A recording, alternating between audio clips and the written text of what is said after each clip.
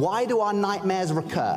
Why don't our happy dreams recur? Why don't that dream where I'm having a dinner date with that movie star Tom Hardy, why did I only have that once? I've got a crazy man crush on Tom Hardy. I always have these dreams that he's like my best mate. But why did I only have that dream once or twice? The nightmare is your internal therapist. A nightmare is a sign of a healing mind. If you are having nightmares, you are not unspiritual, you are not pathologized, there's nothing wrong with you. It's a sign that your mind is doing what it is supposed to do. Heal itself.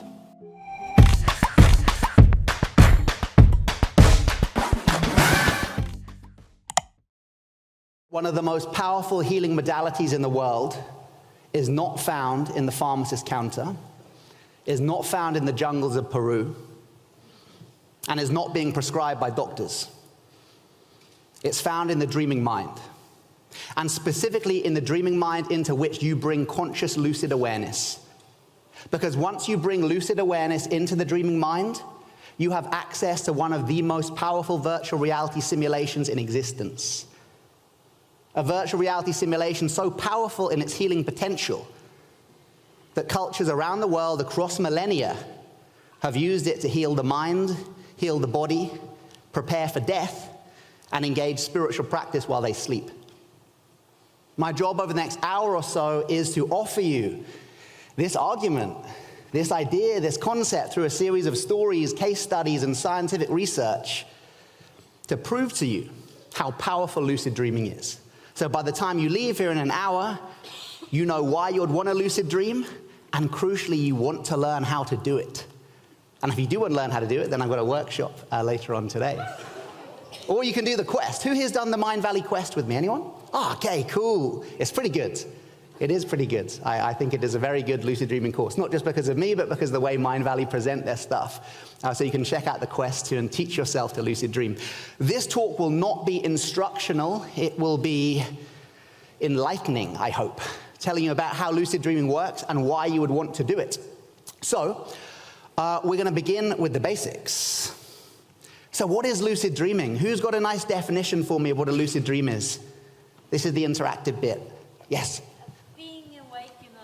Being awake in a dream, yeah, so being in the dream and knowing that you're dreaming. Any advance on that? Can we expand on that? Knowing that you're dreaming as you're dreaming, what then? Yes? Nice, yeah, having control over your dreams or influence, being able to change the dream while you're in it. So a lucid dream, by definition, is any dream where in the dream you go, oh, wow, I'm dreaming. So if you need to ask me, was that a lucid dream or was it not? It probably wasn't. Once you have a lucid dream, you will know. For most people, their first few lucid dreams go like this. Dream, dream, dream, dream, dream. You see a dead grandmother or you're back at school, something weird happens. You go, what? That can't be real. I'm dreaming. Oh my God, I'm dreaming. Boom. And then you wake up in bed. Has anyone ever had that? Okay, yeah. So a lot of my job is teaching people how to stay cool so they can stay in the dream for longer. But yeah, if you have a lucid dream, you're probably going to know about it. For those who maybe haven't had a lucid dream, or don't think they've had a lucid dream, has anybody here ever had a nightmare where in the nightmare you've gone, I've got to wake up, I've got to wake up? Anyone ever had that? Okay, that was a lucid dream. The moment you acknowledged there was a place to wake up to, you had indirectly acknowledged, hey, I must be dreaming. So here's the first takeaway. If you are ever lucky enough to find yourself lucid in a nightmare again, don't wake up. Stay in the nightmare for as long as you can. Why do our nightmares recur? Why don't our happy dreams recur? Why don't that dream where I'm having a dinner date with that movie star Tom Hardy, why did I only have that once? I've got a crazy man crush on Tom Hardy. I always have these dreams that he's like my best mate. But why did I only have that dream once or twice? Because in the moment that dream was already integrated. It was a happy dream. I liked it. There was no need to have it again. But a nightmare, if you cut a nightmare short by waking up from it, or the nightmare waking you up from it, you necessarily have to have that nightmare again. Why? Because it is a therapy session cut short. The nightmare is your internal therapist. A nightmare is a sign of a healing mind. If you are having nightmares, you are not unspiritual, you are not pathologized, there's nothing wrong with you. It's a sign that your mind is doing what it is supposed to do, heal itself. But we have pathologized nightmares. Think of how we use the term nightmare. Oh, it's a fucking nightmare, this journey. You know, we use it in that way. We think that nightmares are wrong when in fact nightmares are like dragons guarding a pot of gold. And we don't want to slay the dragon. We want to befriend it. If you slay the dragon, yes, you get the pot of gold and you stop having nightmares. But if you befriend the dragon, you still get the pot of gold and you've got a freaking dragon to ride about and to harness all that energy, all that power. So, we know what a lucid dream is. It's any dream where you know that you're dreaming as the dream is happening. Whether it's a nightmarish dream or a happy dream or a sexy dream, whatever it is, right? How does it feel? You know in like Hollywood movies when they show dream sequences and they put on the dry ice, the smoke, and they got a soft focus and they're like, wow, man, he's dreaming. That is not how lucid dreaming looks or feels. If you wanted to show how a lucid dream looks, you'd go from normal definition camera work to boom, full 4K HD. Because once you're lucid, it is realer than real. Lucid dreaming is an experience of hyperreality, and that is not hyperbole. Think about it. Right now, your experience of reality is being mediated and limited by the 5 sense organs being filtered through the 6th, the mind. Some of you are wearing glasses. Perhaps some of you have a perforated eardrum like me. Perhaps as you get older, you notice your taste becomes slightly less. So we know that our experience of reality right now is limited. It is not full reality. But in a lucid dream, those limits are removed. People often say in the lucid dream, wow, I could see every tiny blade of grass in that dream. I could smell everything as I walked through that garden. I could taste everything when I bit into that apple. Why? Because you're not seeing through your eyes in a lucid dream, you're seeing through your mind. You're not tasting through your olfactory senses, you're tasting through your mind. You're not touching through the touch pads, you're touching through your mind. It is an experience of hyper-reality. And this is why when we engage healing, trauma integration, or work with phobias in the lucid dream, the healing is so deep. Because it is such a profound reality into which we're engaging that healing. Of course, this is why lucid dreaming sex is so seductive. Because in a lucid dream, you're not having an orgasm, you're having a mind-gasm. First 2 years of my lucid dream experience, 16 to 18, purely on sex and skateboarding. And I got really good at skateboarding, so maybe that neural pathway thing that we'll learn about later is true. But yeah, it can be addictive, that. Then luckily I got into Buddhism a couple of years later. I ended up living in a Buddhist temple for 7 years. And they have this thing called dream yoga, which is like the spiritual practice of lucid dreaming. And I started training with these monks and Tibetan lamas. And I said to them, you know, I can lucid dream. And they said, really? Wow, well, we do the monks training when we do the 4-year retreat. We train ourselves to lucid dream. And the monk said to me, so what do you do in your lucid dreams? Just like skateboarding mainly. I was so embarrassed, so I say to the monk, you know, well, what do you do? Why are you guys lucid dreaming then? And he goes, oh, we lucid dream to do our spiritual practice in our sleep. We lucid dream to heal and integrate trauma and psychological distress. We lucid dream for the moment of death. And it was like, boom. This penny drop moment. And from then on, I started really lucid dreaming. And getting to this stage now, where I'm promoting lucid dreaming purely for psychological growth and healing. And it is incredibly powerful. In a lucid dream, you are conscious within the unconscious. Conscious within the unconscious. Now, if that sounds a little bit like hypnotherapy, it should. And if I only had 30 seconds left with you, if I had the elevator pitch to give, I would say this. Anything you can treat through hypnotherapy, you can also treat through lucid dreaming. In the same way as a hypnotherapist will take a strand of the conscious mind down into the subconscious and plant a seed of healing intent, so too in the lucid dream, do you take a strand of the conscious mind, but not just into the subconscious, but into the depths of the unconscious, right to the bottom of the iceberg, simply because you can't get more unconscious than asleep. So the depth to which you go in a lucid dream is far deeper than any other modality. It does not mean that things like hypnotherapy, shamanic journeying, yoga nidra, psychedelics, dance work aren't great. They're brilliant and way more accessible than lucid dreaming. Lucid dreaming takes a bit of effort.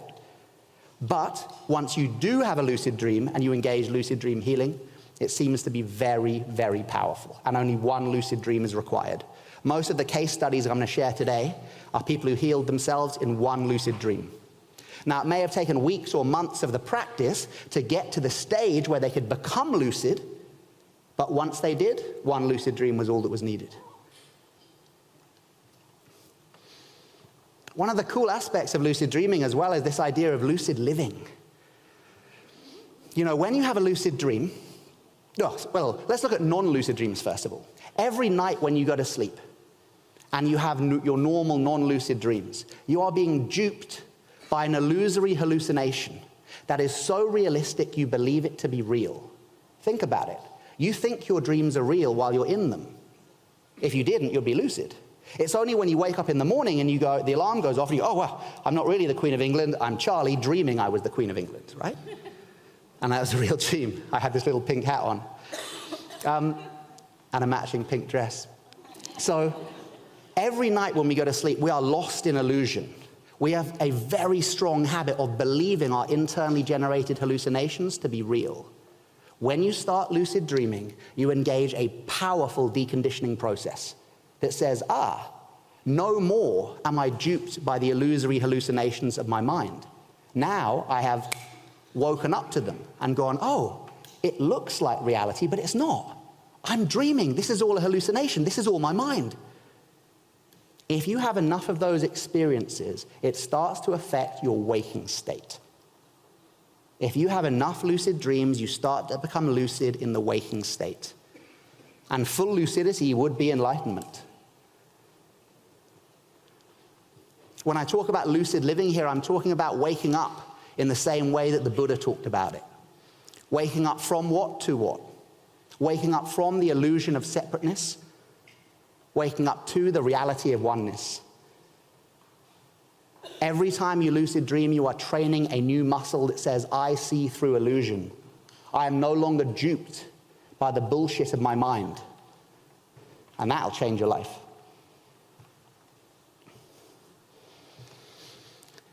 But isn't it just all woo-woo? Just sounds like bullshit, doesn't it, really? Like, oh, come on, you can get lucid in the waking state and you can heal your mind and all this kind of stuff. It's a good question. And in fact, is my friend, I've forgotten your name, but there is a female German engineer who I spoke to 2 days ago. Is she in the audience? Yes. What's your name? Marai. So we had a wonderful discussion outside, and Marai was wonderfully skeptical about lucid dreams. Basically, like, I think it's all bullshit. We had a really nice conversation, and I think I won her over by the end. She turned up to the talk anyway. Marai, this next slide is for you. Because I was thinking, oh, Mind Valley audience, they're so open-minded, no one's going to really care about the science stuff. And then I realized, no, there are loads of people who care about the science, so I'd better cover it. Okay. Lucid dreaming is for real. Please, if you don't believe it, take a photo of this. You can Google them. I'm not here to convince you. In 1975, lucid dreaming was first scientifically verified at Hull University in the UK. Before that, lucid dreaming was known to be a subjective phenomena, but there had never been objective scientific study of lucid dreaming. But 1975, we got it. Then 1980, Stanford University did the first EEG studies, so looking at the brain waves of people, and they were like, yeah, lucid dreaming's for real. You can see the brain waves change. Frankfurt University in 2009, and then finally, 2012, Max Planck Institute of Psychiatry. They did the first lucid dreaming study using fMRI, which is like a live image of the brain. And what they managed to do was get to someone to fall asleep inside a brain scanner. And they were a profound lucid dreamer, a proficient lucid dreamer. They fell asleep inside the brain scan and had a lucid dream. So for the first time ever, you could see exactly what brain networks light up when you become lucid.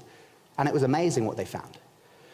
When you are in a non-lucid dream, so your average, everyday dreams, the back part of the brain stem, the occipital lobe, the visual cortex, highly active. The front part of the brain, the prefrontal cortex, where the scientists say your sense of self, your sense of agency, your sense of I am having an experience lives, is almost entirely switched off. Now that explains why we can have such crazy dreams. You know, when we dream we're a child if we're an adult, or we dream like we're friends with celebrities and stuff like that, it's because your sense of self is almost entirely switched off, or at least very flexible in the dream state. And of course it's switched off because you don't know you're dreaming. There isn't a sense of agency, there isn't a sense of will, right? Once this person became lucid, they saw the prefrontal cortex, boom, light up like a Christmas tree. And they said, well, that makes complete sense, because now the person knows that they are dreaming. Their sense of self is back online. Their sense of volition, their sense of agency is back online. So that was the first amazing finding they found. But the real kicker was this: neuroplasticity. Neuroplasticity describes the phenomena of the brain that can rewire itself in favor of a newly learned skill or repeated action. The classic thing from Joe Dispenza is neurons that fire together, wire together, right? So the more you use certain brain networks, the deeper the grooves become in the gray and white matter of the brain, and the easier it is then to engage that practice and to learn. It's like the kind of neurobiological basis of learning and habit. Non-lucid dreams, no neuroplasticity. Lucid dreams, once the prefrontal cortex switches on, neuroplasticity is engaged, meaning that whatever you do in the lucid dream state is affecting the physical neurology of your brain. If you have a non-lucid dream that you're practicing your martial arts all night, the next day you might wake up and feel, oh, I really want to practice martial arts because I dreamt about it all night. But you're not actually going to be any better at martial arts. It doesn't work that way. However, if you become lucid in your dream, oh, I'm dreaming. What do I want to do? I'm going to practice my martial arts. And then you spend the lucid dream practicing your martial arts. Scientific studies have shown you will get better at your martial arts in the waking state. The next day they can test you and you will have improved in martial arts. How do I know this? Because I was part of that study. And it's quite embarrassing. 25 martial artists, and I was the lucid dream teacher, right? So they were expecting great things from me. They checked how good we were at this certain kick sequence in the waking state. Then we had to go into the lucid dream and practice the same kick sequence. Then the next day, certain tests and stuff, they see, did you get any better? Of the 25 participants, 81.3% got better at martial arts by training in the lucid dream. That's fucking nuts. 81.3% got better at training in the lucid dream.